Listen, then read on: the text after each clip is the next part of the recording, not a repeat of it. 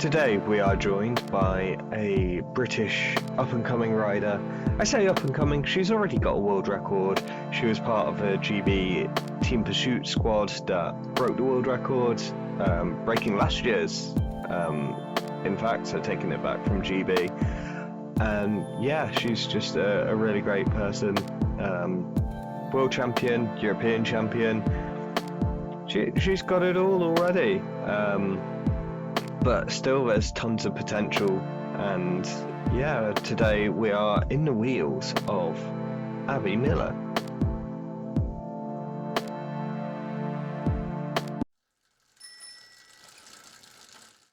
Hi, good morning. Thank you so much for joining me. How are you? Good, thank you. Thank you for having me. Always glad to chat to someone. You've got huge potential. Although I'd argue you're showing a lot of it already. You know, are you officially a world record holder? I feel like, yeah, Yeah, in like the team pursuit now, so how does that feel? Because obviously you've taken Erin's world record from her, I guess, like from her old team in a way. Like I she's guess in kept a it. way, yeah. But Um, I feel like it's nice for Erin, obviously, because she had it last year, but it's been broken this year. But at least she's still part of that team that's broken it. So yeah. I feel like it hasn't fully sunk in yet when people sort of speak to you about it. It's like it's quite crazy there to sit back and say like, "Wow, hold a world record." So yeah, it feels really cool to be able to say it. when you're actually in that moment, like, did you know, like, that you were gonna break it, or do you just like ride your heart out, shall we say, and then go and look at the time afterwards? Yeah, I think at Euros when we broke it the first time, it was definitely a big shock because we have our plan and we ride to the pace of the plan, and the pace we were riding it was fast, but it wasn't going to be world record pace. So I just remember when we crossed the line finishing, me and Erin looked up at the board, and you can hear when you look back at the live stream, you can hear two really loud screams because me and her screamed, but one of the teammates, Phoebe, was like, "Why are you guys screaming?" Because she had no clue we'd broken it, and it's like that's when it like really was like, "Whoa." So yeah, we weren't expecting it. So it was like the cherry on top, really, like winning obviously the jersey, but then also breaking the world record when we weren't expecting to. So yeah, it was a nice addition to it all. Yeah, definitely. And yeah, you're Euro champion, you're world champion. Like that, that must be kind of crazy for to say that at such a young age that you're, multiply decorated on a global level. Yeah, like Yeah, to me that definitely. that's crazy. But in the sort of team pursuit, do you have particular roles? And if so, like, what's your role? Yeah, so obviously there's four riders each time we do it, so we all have our own position. So I'm P3 in the team pursuit. So I'm on Erin's wheel usually. So Erin's sort of like the big engine of it all. She does the long, big turns, gets the power going. So I'm like holding on her wheel and then execute my turns to the best I can and then stick until the end. So yeah. And how hard is that sticking to the end? Because I imagine like by then, I'm guessing like 3K to 4K, you've probably lost the one kind of rider who's going to drop out anyway. Yeah. I assume your legs are kind of hurting. Like, how hard is it to continue? And like, how do you even like? How do you motivate yourself to continue? Because I'd be like, oh, you know what, like 3.5K is good enough. Like, silver medal's good. Yeah. We can just roll around easy. Yeah, sort of the last K is like it's really like head down, just pedal as hard as I can, hold on to the wheel. And then I feel like when you get sort of nearer towards the end, sometimes like in both Euros and Worlds, Italy were in sight when it came to the end. So that was quite like encouraging for the last few laps because it's like you sort of know if you stick to just riding well, then we've won it because we can see them. So that's sort of like that's a nice motivating factor, sort of having that team insight there to be able to just chase them down, and it like helps power through the last few laps. So that's good there. Yeah, and I'm gonna take like a massive rewind now, but like when you started riding, did you go, oh yeah, I want to be world champion, I want to do X, Y, Z? Did you even know this side of things existed even? Like, yeah, what was your journey like? Not so much at the start, and weirdly at the start I hated track. I was absolutely terrified of Wow. it. Because I remember I used to go to like the Manchester cluster sessions to learn how to ride the track, and I got knocked off at one. So I was like terrified for years to go back. Like I kept going, but I used to hate it. So like now looking back, going from hating the track to then loving it and becoming European and world champion on it, it's quite like a full circle moment, which is quite nice to sort of look back on. But yeah, I think when I first started when I was younger, like I've been riding since I was about 7 or 8, so it's been a long time. I just was like doing it for the fun of it at first, just at the local club. Just I'd race every now and then, like in the under 10 races, but it was never anything like massive until sort of I think it really started in like under 16 when I started racing a bit more nationally. When then I realized, oh, I maybe have a talent in this, and that's when like the drive really started. I was like, yeah, I want to get to the top level in this. Wow. And like, I guess quite a loaded question, but is it still fun? Because, Yeah. as you said, like a lot of that genesis was about having fun, and sometimes everything we do can get a bit chore like at times, if that Yeah. makes sense. Um, how do you ensure that you have fun whilst riding? Yeah, I think it definitely has its moments. Like there's days where training's hard and it's just like a bit of a slog. But when you like the way I look at it is you take a step back and I look at like all the opportunities I've had, like all the countries I've traveled to through it, and it's like it's really incredible what you get to do through it. And like as I say, being able to sit there and say, "Oh yeah, I'm a world champion," it's like it's crazy. So I always like I'd never stick at it if I didn't still enjoy the fun part of it, because that's such a huge part of it. Like you've got to enjoy what you're doing, and I just love riding my bike. So I'm grateful that I love doing it and get to go to all these amazing opportunities with it as well.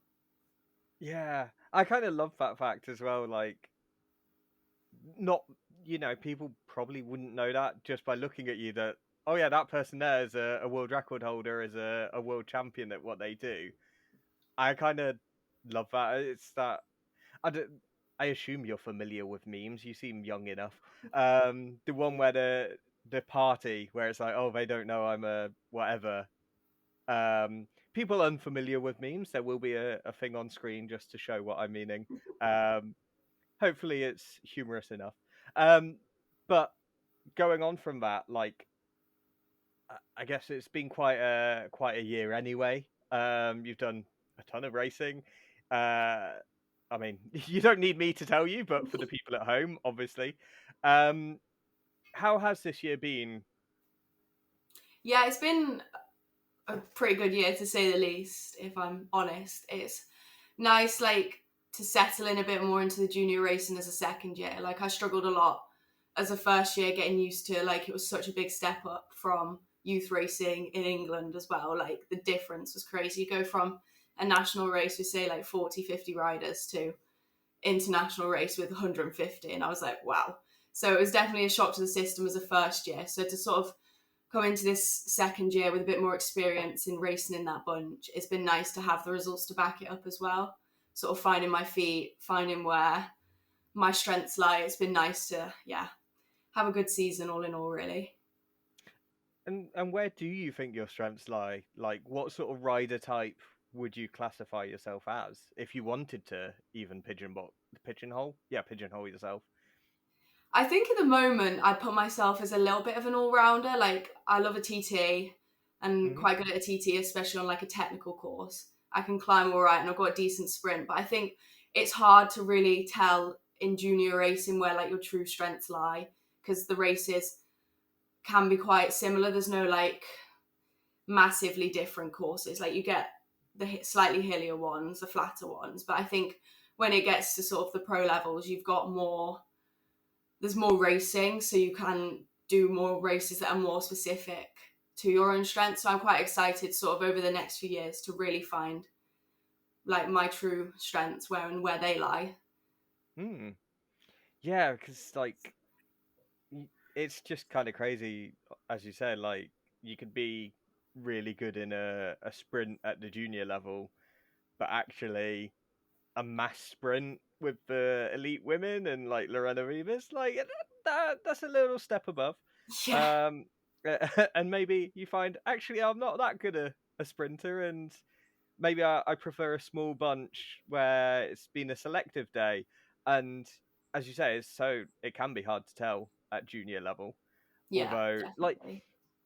did you spot a difference between racing juniors in the UK and racing juniors abroad? I only asked that because I did race a little bit as a junior in the UK, and it's very much like domestic racing in general, where it's just smash seven bells out of each other, and whoever's able to stand probably wins. Whereas some of the racing on the continent, certainly at the pro level, seems a bit more nuanced and a bit more almost formulaic in a different way. Um, is there still that difference at juniors, or is it still, if you're racing Watersley, it's still smash the bejesus out of each other and see who's left?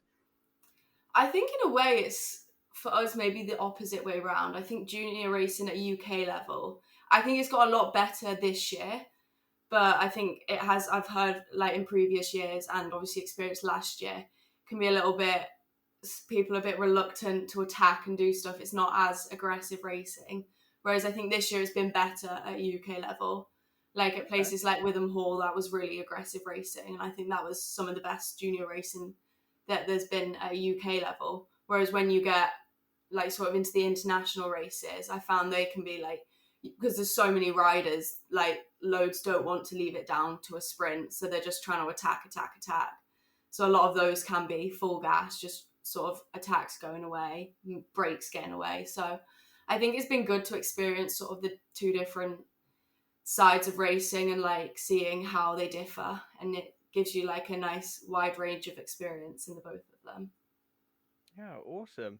And obviously we've kind of alluded to it, like you've done the racing abroad and in the UK. You were twice bronze at nationals. Yeah. Um, how was that experience? Because from what I understand, you probably weren't as happy with that result as you could be. But yeah, talk me through it. Yeah, so I was really disappointed with the time trial. Like I trained a lot over the year towards that and just unfortunately did not execute the ride that I was hoping to on the day. I gave it all the legs I had and yeah, it just wasn't enough on the day. Erin and Mabley put out two really cracking rides. So like it was well deserved off of them, but yeah. I was beating myself up about that one, so that was a bit of a frustrating day, but it meant I could take that frustration into the road race and just sort of give it what I had there. And it was nice to get our teammate Ruby up the road in the road race. That was really good, and obviously really pleased for her with that win. And then did all I could, won the bunch sprint. So yeah, it was a bit frustrating with 2/3, but it's still two results on the podium. So I think looking back, I can be pleased. But yeah, the National Champs Road Race is always an interesting one. It's not raced as well as some of the other races, so it can be frustrating. But yeah, Yeah, yeah, because like obviously there's two, or certainly as an outsider, to me there's two big kind of junior women's teams in Shibden and Tafauti. Is there kind of a rivalry and a kind of, well, if Tafauti go up the road, then Shibden have to chase, and then everyone else sits on their wheel and go, well, you chase, like you're the other big team. Um, is that how it goes? yeah, you've described that perfectly well there. It's like a Tafauti rider will attack, Shibden swarm, and vice versa. So it gets a little tedious, and it's just like it's the case every time. But I think it's hard when you've got two main teams with pretty much the main riders in, and they do take up most of the field, so it tends to be the case. Yeah, and how does it feel like if a Shibden rider wins? Do you go, I'm really gutted, like would rather someone else win, like any other team, like just some privateer who normally comes 50th. Um, I'd much rather them win than a Shibden person, or is it just kind of a friendly rivalry more than a really like needly one? Yeah, I'd say it's more of a friendly rivalry. Like at the end of the day, when it comes to the end of the race and outside of the racing, we're all really good friends, and a lot of us are on like the GB team together, so we spend a lot of time together anyway. So it's nice to sort of have that friendship, but then also a bit of rivalry in the racing. But I say if one of them wins, it's a well-deserved win, so fair play to them. Yeah. And how did it go? Obviously, yeah, you had, well, you've done a fair bit actually abroad. Like Gavaldin, you Yeah. yellow jersey for the day. Um, Yes. what was that like? Yeah, that was really nice to win stage one there. I think it had been a lot of work towards it, and it was sort of that was the stage I was aiming for. Like I'd spoken to my coach about it before, and he was like, "You can do well on this one." So I was looking forward to that stage, and it was a bit of a hectic finish. A couple of our riders crashed in like the last 3K, so I sort of left a bit solo with no lead out. So I was like, bit panicky there, but sort of stayed calm as I could and then managed to execute the sprint well. So yeah, I was really pleased, and it was just nice to get sort of a bit of a boost of confidence knowing you've got that strength, like you can win, you've got the capability to. So yeah, it was really exciting. And then obviously cool to race in the yellow jersey on day two. Just that last climb was an absolute killer, and yeah, unfortunately couldn't hold it, but I was still pleased with how I did on the course. So yeah. Yeah, and you're top 11. Well, you were 11th. I was going to say Yeah. top 11. Like, clearly, if you're setting top 11, you came 11th.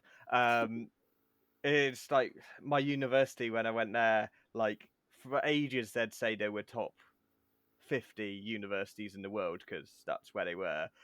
And you knew the minute they slipped out that top 50 because the sign changed to top 75. I think by the time I left, not unrelated to me attending, obviously, it was like top 100. And you're like, oh, okay, you've gone down to like 78 or something. Slowly going Um, down. yeah. And you always broaden that kind of the window of top Yeah. something. Um, but yeah, that was clearly a great race for you. And obviously, Yeah. Wattersley was, I mean, Paulos Diaz like stole the show and won near enough everything. Um, but you got a podium on the final stage, I want to say, or is it podium GC? I forget. Podium GC overall, yeah.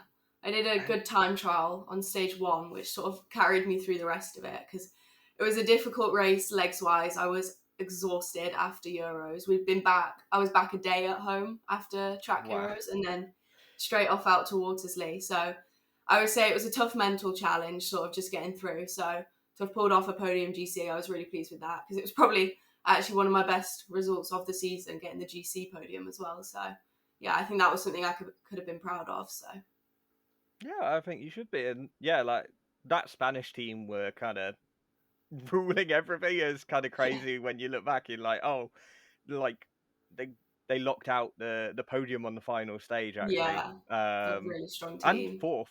It's Yeah, like, oh, okay, just yeah, just casual. Like, okay. But how are you feeling? I assume you're doing Worlds and Euros. Are you doing Worlds and Euros? I've like on the road. yeah. So we're not taking a team to Euros, but I am off to Worlds. Okay. How are you feeling about that? And like, do you see any kind of potential rivals? Because obviously Great Britain has a decent history at Worlds.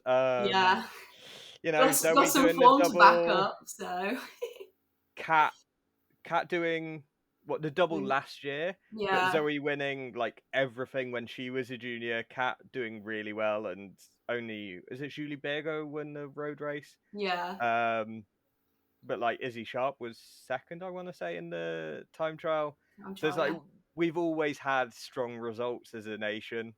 yeah. Our world, no pressure. Um, how are you feeling about it? 'Cause that's in. I assume everyone's going to Kigali in Rwanda. Yeah. Um, yeah, how's that? How's that shaping up? Who's the rivals? What are you looking for?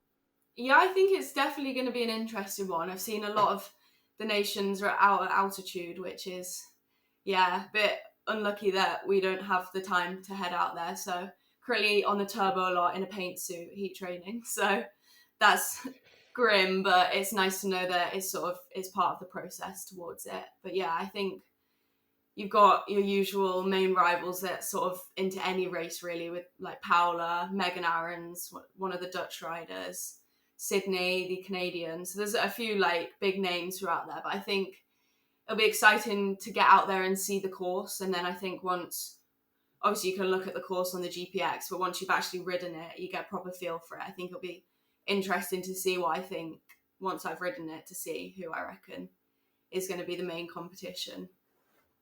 Yeah, like how much do you get to see? Like, I assume you'll be flying out early anyway, but like how much recon are you able to do, and how like does it change your tactics even, or do you just go in with a game plan kind of already set from home, and you go, oh, well, this is what I want to do to ride it, and this is my kind of, to use a gaming term, like this is my win condition, this is how I win.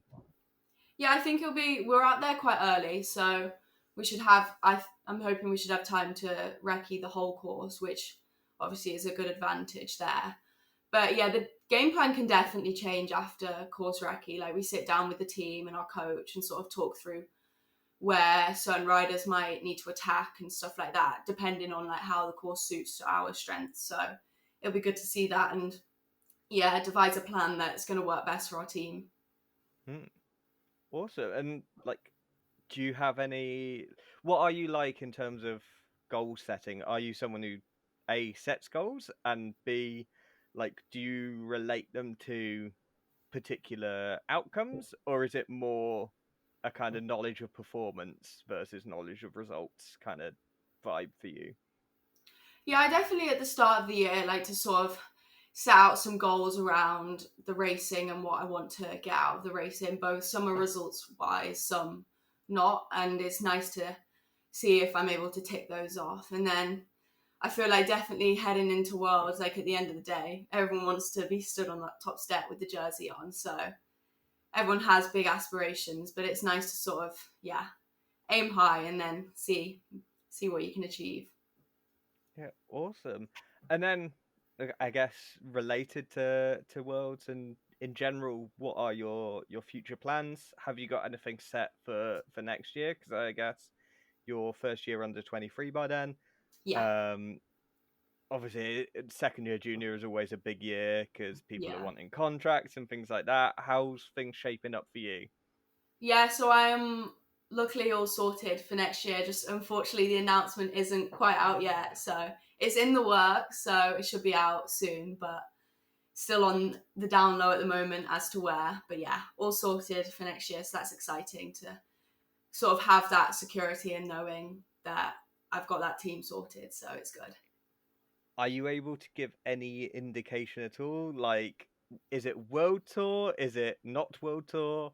Like, I'm where afraid we? not at the moment, which is, as I say, very inconvenient timing. But yeah, unfortunately not at the moment.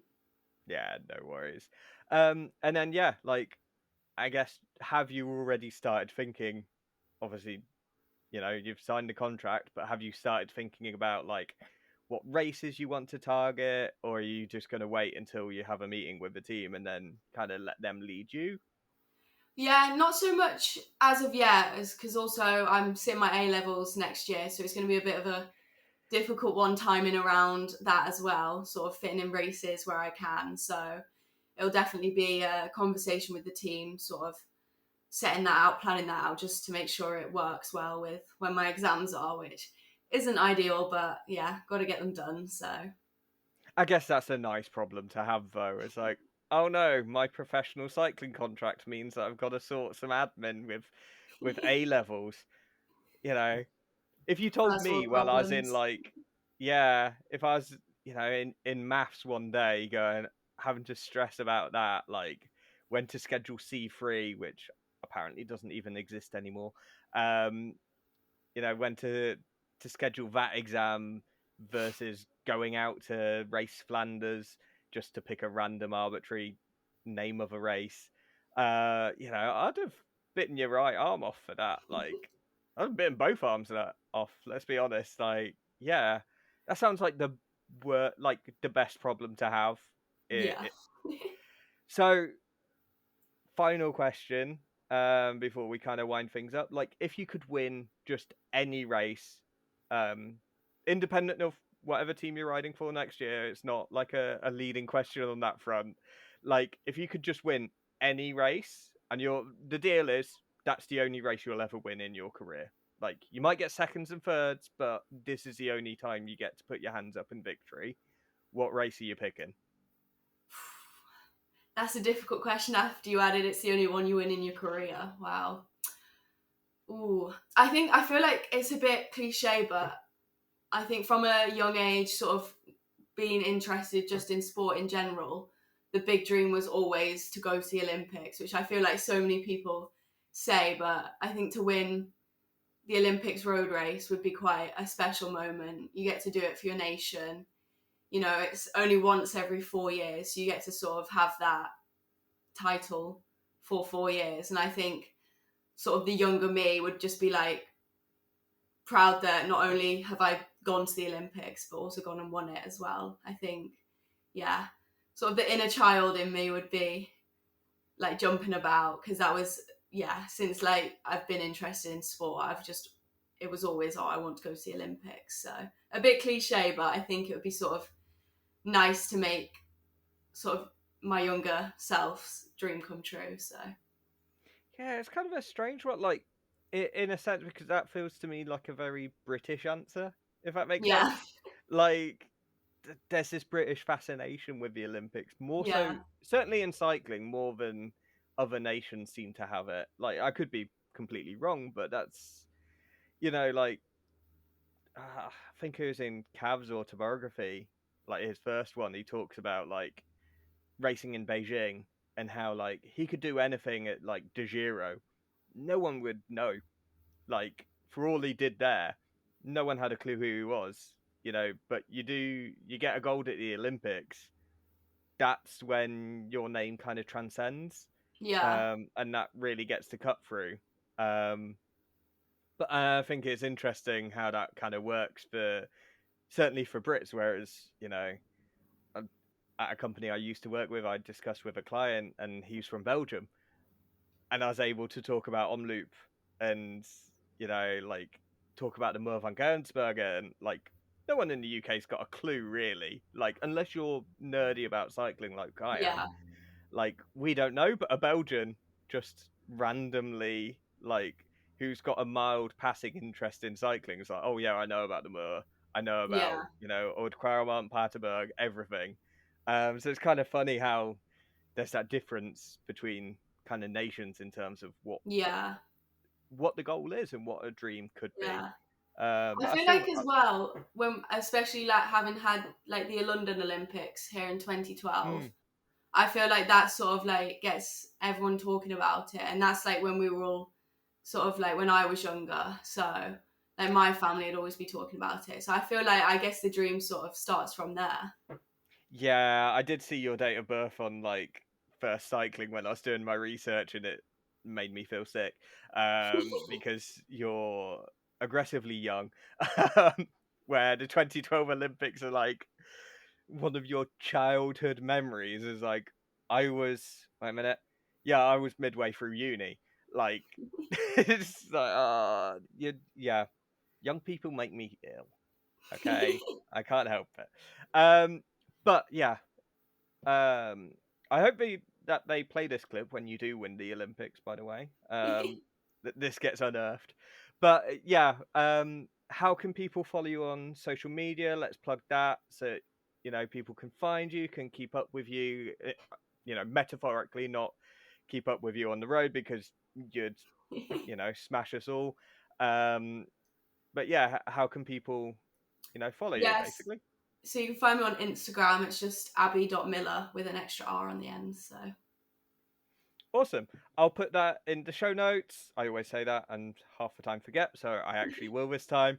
I'll also put it on screen right now so that people who are watching, and maybe they're watching passively and just listening, but now is a good time to look, so that they can see it easily and copy it down. Um, and otherwise, yeah, I wish you all the best for the future. Can't wait to see you raising your arms and the Olympics. LA is a bit soon, but maybe. I don't know where it goes after LA. I've lost track. So 2032, you. 2036 maybe. Fingers Will be good. crossed. Yeah, and yeah, I hope all goes well with the announcement as well when that gets made. Perfect. Thank you very much.